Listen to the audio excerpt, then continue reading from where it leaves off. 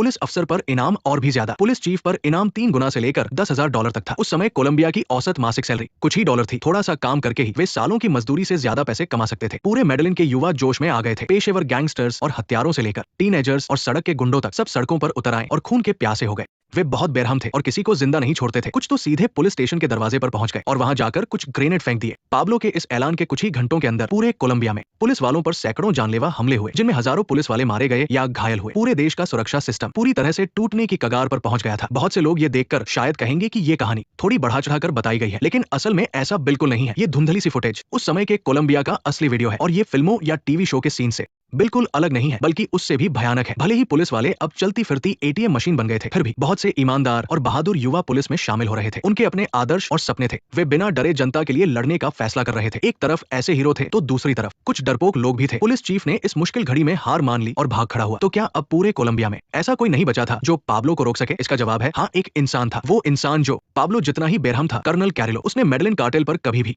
कोई रहम नहीं खाया। उनके मेन आदमियों को पकड़कर वो वही खत्म कर देता था और अपने इसी सख्त रवैये की वजह से पश्चिमी मानवाधिकार संगठनों ने उस पर इंसानियत का दुश्मन होने का ठप्पा लगा दिया। कोलंबिया सरकार को अंतर्राष्ट्रीय दबाव को कम करने के लिए उसकी पावर छीननी पड़ी, लेकिन अब पाब्लो ने पूरे देश में इतनी तबाही मचा दी थी कि राष्ट्रपति के पास कोई और रास्ता नहीं बचा और उन्हें कैरिलो को वापस बुलाना पड़ा। ये मजबूरी में लिया गया एक फैसला था, एक शैतान से निपटने के लिए दूसरे शैतान का इस्तेमाल करना। कैरिलो ने वापस आते ही बड़े कदम उठाने शुरू कर दिए। पहले ही दिन वो अपनी पूरी फोर्स लेकर निकल पड़ा। इतनी बड़ी हलचल ने स्वाभाविक रूप से पाब्लो के जासूसों का ध्यान खींचा। वे मेडेलिन के हर चौराहे पर मौजूद थे, फोर्स की हर हरकत पर नजर रख रहे थे और उनकी असली लोकेशन की लाइव जानकारी दे रहे थे। और यही कैरिलो का उन्हें बाहर निकालने का जाल था। जैसे ही ये जासूस जानकारी आगे भेजते, पुलिस तुरंत उनके सिग्नल ट्रैक कर लेती। हर जासूस की लोकेशन पता चलने के बाद कैरिलो अपनी टीम के साथ अपने असली ठिकाने पर पहुंचा। ये पाब्लो के नाम वाला एक चौक था। झुग्गियों में पाब्लो की तस्वीर को भगवान की तरह माना जाता था। ये साफ था कि वो यहाँ पाब्लो को सिर्फ ढूंढने नहीं आया था, बल्कि वो एक बहुत ही चालाकी भरे और अपमानजनक तरीके से पाब्लो को ये बताना चाहता था कि पाब्लो, तुम छुप गए हो क्या? मैं तुम्हें पकड़ने आ रहा हूँ। उसकी तस्वीर पर पेशाब करना न सिर्फ पाब्लो की बेइज्जती थी, बल्कि गरीब लोगों के बीच उसकी भगवान वाली छवि को चुनौती देना था। रात होते ही पुलिस फोर्स ने पाब्लो के उन जासूसों पर कार्रवाई शुरू कर दी। इन बच्चों को अभी तक हालात की गंभीरता का अंदाजा नहीं था। उन्हें नहीं पता था कि इस बार उनका सामना किसी आम पुलिस वाले से नहीं है, क्योंकि इस टीम के लोग भी मेडेलिन में ही पले बढ़े थे, इसलिए वे यहाँ के हर कोने को अच्छे से जानते थे। और इसके अलावा दिन में ही उन्हें इन बच्चों की सटीक लोकेशन मिल चुकी थी, इसलिए उन्हें पकड़ने का ये ऑपरेशन बहुत आसानी से पूरा हो गया। उस रात कैरिलो की टीम ने उन सब लड़कों को पकड़ लिया जो पाब्लो के लिए जासूसी करते थे और पुलिस वालों की हत्या में शामिल थे। वहाँ कोई पूछताछ का कमरा नहीं था, कोई वकील नहीं था और नहीं कोई मानवाधिकार का नियम। वहाँ थी तो बस एक अंधेरी गली और पुलिस वालों की तनी हुई बंदूकें। जैसे ही बच्चों को एक लाइन में घुटनों के बल बिठाया गया, कैरिलो ने तय कर लिया था कि वो कोई कानूनी तरीका नहीं अपनाएगा। उसने सबसे पहले अपनी तीखी बातों से एक एक करके उन्हें डराया और पाब्लो का ठिकाना उगलवाने की कोशिश की। लेकिन पाब्लो के इनाम से पले ये बच्चे उसे बिल्कुल भी गंभीरता से नहीं ले रहे थे। उन्होंने बहुत से ऐसे डरपोक आम पुलिस वालों को देखा था। उन्हें लगा कि ये कर्नल भी बस डांट डपट कर छोड़ देगा और उनका कुछ नहीं बिगाड़ पाएगा। तभी एक लड़के ने अपनी हद पार कर दी और मारे गए पुलिस वालों को गालियां देने लगा। इस बात ने कैरिलो को आग बुला कर दिया, क्योंकि वो पुलिस वाले सिर्फ उसके साथ ही नहीं थे, बल्कि उनमें से कई उसके दोस्त और रिश्तेदार भी थे। ऐसे बुरे वक्त में सख्त कदम उठाना ही कर्नल कैरिलो का उसूल था। फिर उसने एक गोली निकाली और सबसे छोटे बच्चे के हाथ में दे दी। अगले दिन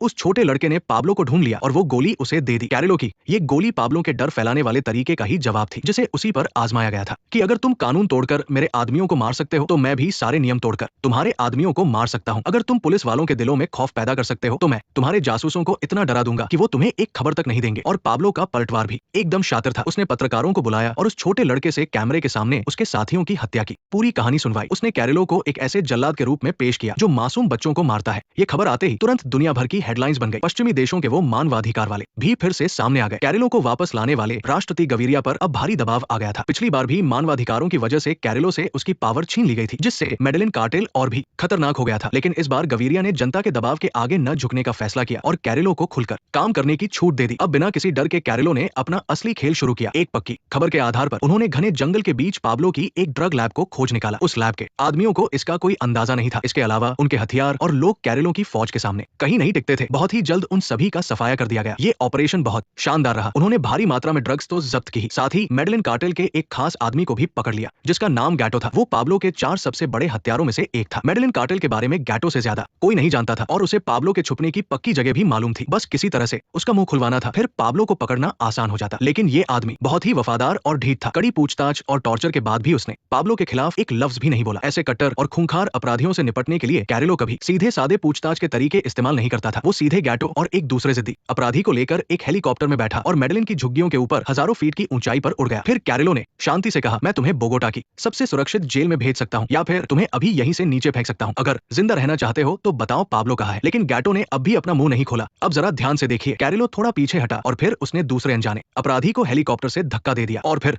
अपना सिर घुमाया और गैटो से फिर पूछा, तो तुम्हें नहीं पता? क्या तुम जानते हो ये तुम्हारा आखिरी मौका है बेवकूफ। तुम्हारी माँ एक कमीनी औरत है। अब जब बात यहाँ तक पहुंच चुकी थी तो ज्यादा बात करने का कोई फायदा नहीं था। कैरेलो ने गैटो को भी नीचे धकेल दिया। ये नजारा देखकर वहां मौजूद अमेरिकी डीए एजेंट मर्फी के भी पसीने छूट गए। अगले कुछ दिनों तक इस टीम ने पाब्लो की मेडेलिन शहर की कई ड्रग फैक्ट्रियों पर बड़ी छापेमारी शुरू कर दी। कैरेलो का तरीका बहुत ही सीधा और आक्रामक था। उसका मानना था कि हर ड्रग फैक्ट्री को खत्म करके वो पाब्लो को पकड़ने के एक कदम और करीब पहुंच जाएगा। फोर्स की इस धुआंधार कार्रवाई से मेडेलिन कार्टेल के कई अहम ठिकाने तबाह हो गए और पाब्लो का पैसा भी खत्म होने लगा। हालांकि ड्रग माफिया के पैसे का रास्ता बंद करना और उसके आदमियों को मारना लोगों को बहुत सही लग रहा था, लेकिन हर कोई इस तरीके से खुश नहीं था। जब मर्फी ने ये तस्वीरें अमेरिका भेजी तो वहां के बहुत से लोगों ने इसकी कड़ी आलोचना और निंदा की, लेकिन फिर भी कोई कैरेलो के कदमों को नहीं रोक पाया। उसकी कमान में पुलिस फोर्स बहुत ही तेजी से काम कर रही थी और उन्होंने पाब्लो और मेडेलिन कार्टेल के कई सुरक्षित ठिकानों को तबाह कर दिया। सबसे पहले उनके जासूसों का नेटवर्क काटा गया, फिर ड्रग लैब और फैक्ट्रियों को बर्बाद किया गया, यहाँ तक कि मेडेलिन शहर के उनके सुरक्षित ठिकाने भी एक एक करके कम होने लगे। इस समय पाब्लो एक ऐसे घायल जानवर की तरह था जिसके हाथ पैर काट दिए गए हों। वो अच्छी तरह जानता था कि अगर अब उसने पलटवार नहीं किया और इस जवाबी हमले का सबसे अहम मोहरा था उसका सबसे भरोसेमंद ड्राइवर लिमोन और लिमोन की एक्स गर्लफ्रेंड लीसा। लिमोन ने लीसा से मिलकर एक ऐसा प्लान बताया जिसमें कोई कमी नहीं थी। उसने कहा कि वो छिप छिप कर जीने से तंग आ चुका है। 2 दिन बाद वो लीसा के साथ पाब्लो को धोखा देकर भागने वाला था। बातों ही बातों में उसने पाब्लो के छिपने की जगह का भी पता लगा लिया। लिमोन के जाने के बाद लीसा ने तुरंत डीए के पेन्या से संपर्क किया और पाब्लो के ठिकाने की जानकारी दे दी और पेन्या ने भी बिना कोई देरी किए तुरंत ये खबर कारेलो तक पहुंचा दी। उस समय कारेलो अपनी लगातार हो रही जीत की वजह से काफी कॉन्फिडेंट था। रेडियो पर भी एड्रेस कंफर्म हो गया था और उन्होंने रेड मारने का फैसला किया। लेकिन अमेरिकी डीए के पेन्या और मर्फी को उनके सीनियर्स ने पेपर वर्क पूरा होने का बहाना देकर बेस पर ही रोक लिया। किसी को अंदाजा नहीं था कि कारेलो के लिए मौत का जाल धीरे धीरे कस रहा है। जैसे ही उनका काफिला उस गली में घुसा, एक कार बम जोरदार धमाके के साथ फट गया। 2 बड़े ट्रक अचानक सर्च ब्लॉक की गाड़ियों के आगे और पीछे आ गए। पूरी टीम उस पतली सी गली में बुरी तरह फंस गई थी। गली के दोनों तरफ मौजूद मकानों से पाब्लो के शूटर्स अचानक बाहर निकले और अंधाधुंध फायरिंग शुरू कर दी। पल भर में ही सर्च ब्लॉक के आधे से ज्यादा जवान मारे गए। एक गिरफ्तारी का मिशन एक तरफा कत्लेआम में बदल गया। शूटर्स ऊंचाई पर थे और अच्छी पोजीशन में थे और कारेलो की टीम के ज्यादातर लोग तो जवाबी फायरिंग करने से पहले ही अपनी पुलिस कार में ही मारे गए। कारेलो को भी जल्दी ही कई गोलियां लग गई, लेकिन उसने हार नहीं मानी। गाड़ी से उतरकर उसने ऊपर मौजूद शूटर्स पर फायरिंग की, लेकिन अकेला इंसान इतने लोगों का सामना नहीं कर सकता। भले ही वो पाब्लो का सबसे बड़ा दुश्मन और एक निडर कर्नल था, फिर भी वो इस हमले को नहीं झेल पाया। आखिरकार वो खुद को संभाल नहीं पाया और नीचे गिर गया, लेकिन गिरने से पहले उसने अपनी आखिरी गोली चलाई। अंत में खून से लथपथ कारेलो उस सड़क पर गिर पड़ा और उसके सामने खड़ा था उसकी जिंदगी का सबसे बड़ा दुश्मन पाब्लो एस्कोबार। पाब्लो धीरे धीरे चलते हुए उसके पास आया। इस समय कैमरा कारेलो के नजरिए से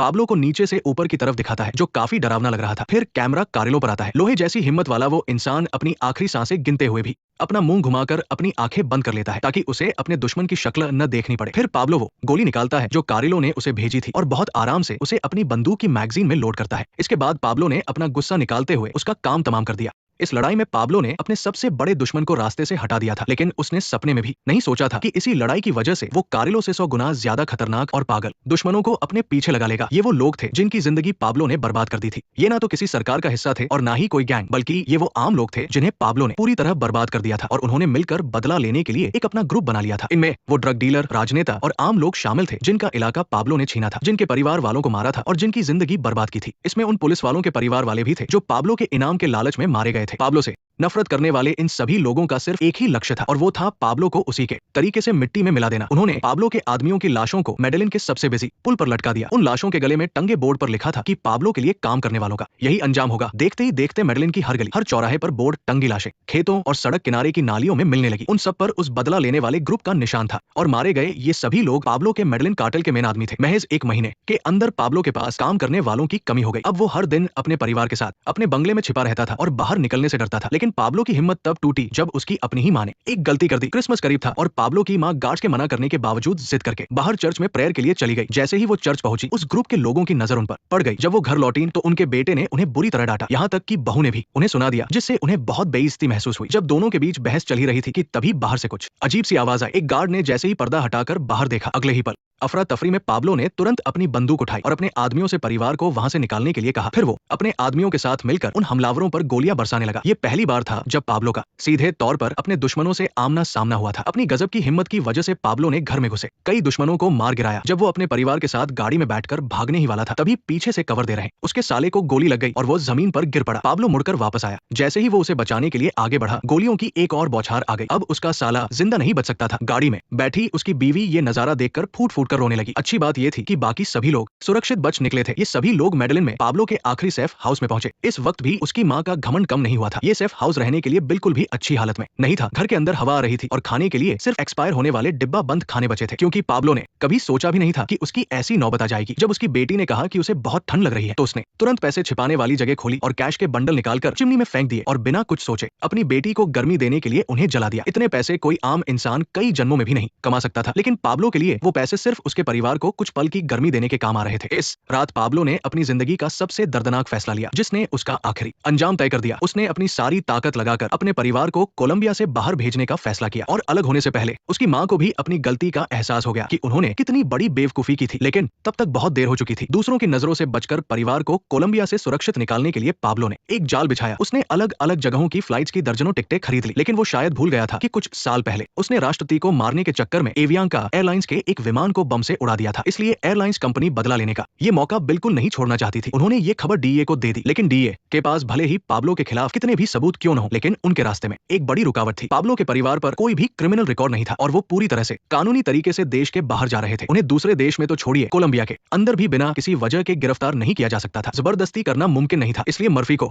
एक रिस्की चाल चलनी पड़ी। उसे पता चला कि पाब्लो का परिवार आखिरकार जर्मनी के म्यूनिख जा रहा है। उसने बिना कुछ सोचे उसी फ्लाइट का टिकट खरीदा और उनका पीछा करने लगा। वो कोलंबिया से ही उनके परिवार पर नजर रखे हुए था और अटलांटिक महासागर पार करके सीधा जर्मनी पहुंचा। म्यूनिख में विमान उतरने के बाद मर्फी ने सिर्फ एक चाल से उनके जर्मनी में घुसने के सारे रास्ते बंद कर दिए। उसने जर्मन इमिग्रेशन को धमकी दी कि अगर उन्होंने इस परिवार को देश में घुसने दिया तो इसका मतलब है कि वो लैटिन अमेरिका के सबसे खतरनाक ड्रग माफिया का गुस्सा जर्मनी पर बुला रहे हैं। जर्मनी की सरकार ये रिस्क नहीं लेना चाहती थी। उन्होंने तुरंत फैसला किया और पाब्लो के परिवार की एंट्री कैंसिल कर दी। उन्हें उसी प्लेन से वापस कोलंबिया भेज दिया गया। जब ये खबर मेडेलिन पहुंची तो वो पाब्लो, जो कभी किसी मुसीबत से नहीं घबराता था, पूरी तरह से पागल हो गया। उसने पागलों की तरह कोलंबिया में मौजूद जर्मन एम्बेसी में फोन किया और जर्मनी के लुफ्थांसा एयरलाइंस के हेडक्वार्टर में फोन करके उन्हें जान से मारने की धमकियां देने लगा। उसने कहा कि अगर उन्होंने तुरंत उसके परिवार को नहीं छोड़ा तो वो तुरंत विदेशों में मौजूद जर्मनी के सभी ऑफिसों और लुफ्थांसा एयरलाइंस के सभी विमानों पर भयानक आतंकवादी हमले करवा देगा। लेकिन इस बार उसकी धमकी ने कोई काम नहीं किया। जर्मनी के लोग उसकी इन बातों में नहीं आए और आखिरकार उसके परिवार को वापसी की फ्लाइट में बिठाकर दोबारा कोलंबिया भेज दिया गया और कोलंबिया में उनका इंतजार कर रहा था एक बिछा हुआ जाल। परिवार के कोलंबिया पहुंचते ही पुलिस उन्हें अपने साथ ले गई और सिटी सेंटर के एक होटल में नजरबंद कर दिया गया। अपनी पूरी जिंदगी डर और दहशत फैलाकर राज करने वाले उस माफिया का सबसे प्यारा परिवार अब पुलिस की कैद में था, जिसका इस्तेमाल वो पाब्लो के खिलाफ कर रहे थे। एक तरह से ये पाब्लो की सबसे बड़ी दुखती रग थी। इसके बाद उसने एक बार फिर पूरे कोलंबिया में हर जगह भयंकर आतंकवादी हमले करने शुरू कर दिए। दरअसल ये एक पिंजरे में बंद जानवर की तरह उसकी छटपटाहट थी, क्योंकि इस समय मेडेलिन कार्टेल की ताकत को उस बदला लेने वाले ग्रुप ने काफी हद तक खत्म कर दिया था और वो उस ग्रुप पर वापस कोई पलटवार भी नहीं कर पा रहे थे। इसलिए उन्होंने अपना गुस्सा निहत्थे मासूम लोगों पर निकालना शुरू कर दिया। कभी गरीबों का मसीहा कहलाने वाला पाब्लो आखिरकार भगवान के दर्जे से नीचे गिर चुका था। कभी पूरी दुनिया पर राज करने वाला मेडेलिन साम्राज्य अब हिलने लगा था। खाई के किनारे तक आ चुके पाब्लो के पास अब पीछे हटने का कोई रास्ता नहीं था और अब